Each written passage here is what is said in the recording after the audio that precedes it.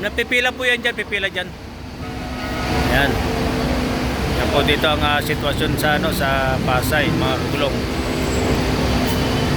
Dumagsa po ang pasahero natin ngayon, dumagsa. Kaya halos pagdating pa lang ng base, paalis na rin agad. Yan. Marami po ang pasahero ngayon, mga gulong, marami ang pasahero ngayon. Talagang mararamdaman nating long weekend. Talagang long weekend po ngayon.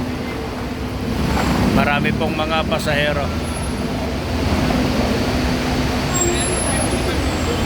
At yung pila ng Cabanatuan, nandito, ang dami. Talagang blockbuster na naman ang Cabanatuan line. Ayan.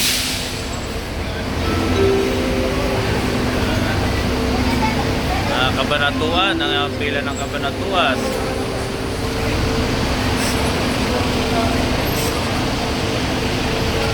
Yan po ang pila ng Cabanatuan, mga kagulong.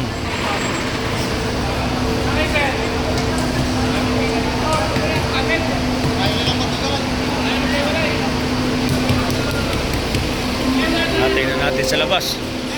Ito na po yung mga waiting pa natin ang mga pasahero. Waiting pa po yan, waiting pa ng mga pasahero.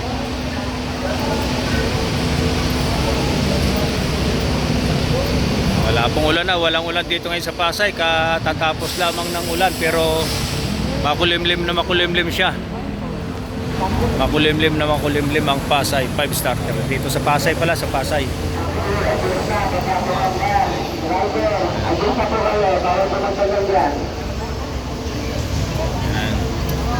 Shout out San Clemente. Ayan. Yan po ang update natin ngayon dito sa Pasay. Pasay po, Pasay. Pasay 5-star terminal. Ayan.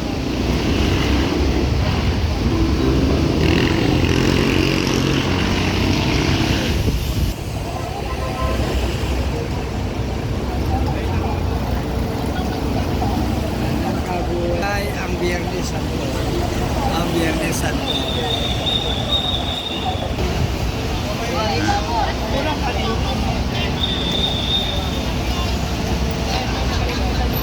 Nandiyo, pipila po si 108. Papunta po ng San Clemente yan, pa San Clemente.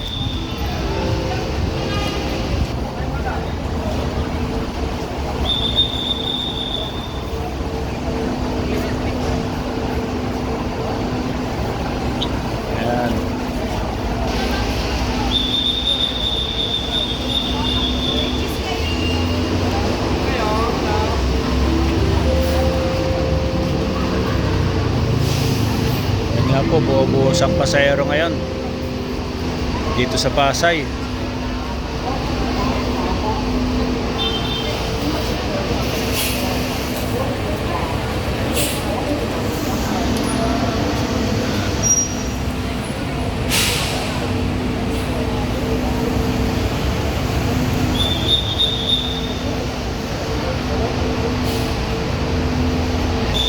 Mga kagulong, update na lang tayo din sa Pasay 5-star terminal. Ayan po.